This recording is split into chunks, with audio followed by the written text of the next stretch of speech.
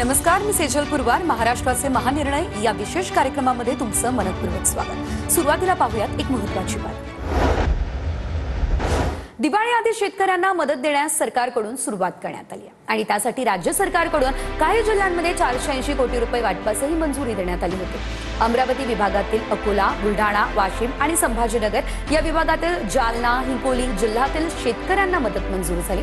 August आणि September महिन्यामध्ये झालेल्या अतिवृष्टीच्या पार्श्वभूमीवरती शेतकऱ्यांना ही मदत मिळते.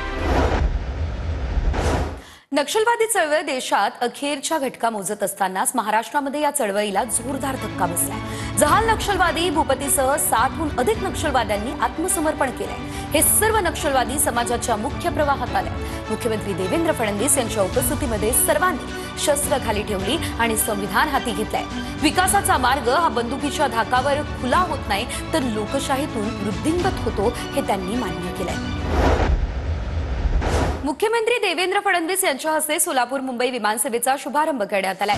नव्यानं सुरू करण्यात आलेल्या सोलापूर मुंबई विमानसेवेमुळे सोलापूर परिसरातील औद्योगिक विकासाला गती मिळणार आहे. पर्यटन क्षेत्राला चालना मिळून रोजगाराच्या नव्या संधी निर्माण होतील असं प्रतिपादन मुख्यमंत्री देवेंद्र फडणवीस यांनी केलंय. तर येत्या काळात सोलापूरला नाईट लँडिंग सुविधा आणि बोईंग विमानसेवा सुरू करण्याचे प्रयत्न करण्यात येणार आहेत आणि त्यासाठी नागरिकांनी सहकार्य करावं असं आवाहन सुद्धा या दरम्यान मुख्यमंत्री देवेंद्र फडणवीस यांनी केलंय. उडान योजनेअंतर्गत 65 कोटी रुपये खर्च करून विमानतळ टर्मिनल इमारत उभारण्यात आलंय.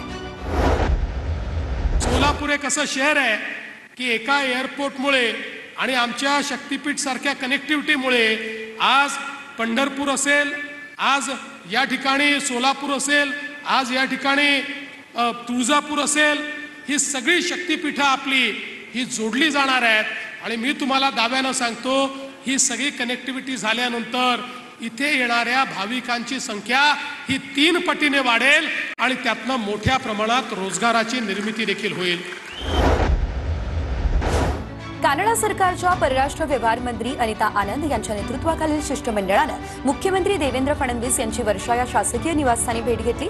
यावेळी तंत्रज्ञान, शिक्षण, वित्त, व्यापार, गुंतवणूक, उद्योग यासह विविध बाबींवरती चर्चा झाली. यावेळी विविध क्षेत्रामध्ये सहकार्य आणि विकासाच्या संधींबाबत माहितीही देण्यात आली. कॅनडामधील उद्योजक, व्यापार आणि गुंतवणूकदारांसाठी महाराष्ट्रातील संधी या विकासातील भागीदारी आणि सहकार्याच्या नव्या उंची गाठतील असा विश्वास मुख्यमंत्री देवेंद्र फडणवीस यांनी व्यक्त केला.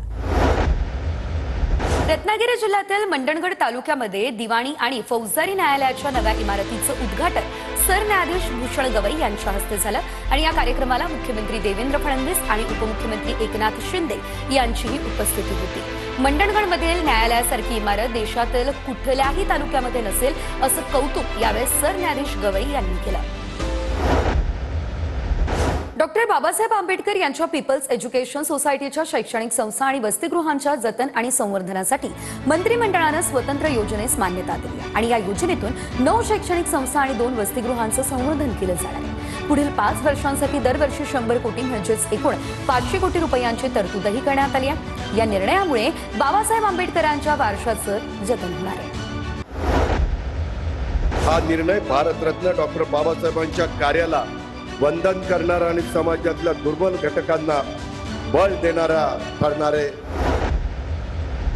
सिंधुदुर्ग जिल्ह्यामध्ये राज्य परिवहन महामंडळाच्या पायाभूत सुविधांचं बळकटीकरण करावं आणि जिल्ह्याच्या भौगोलिक विस्ताराचा विचार करून त्या प्रमाणात बसेस देऊन परिवहन सेवा सक्षम करावी असे निर्देश परिवहन मंत्री प्रताप सरनाईक यांनी दिले.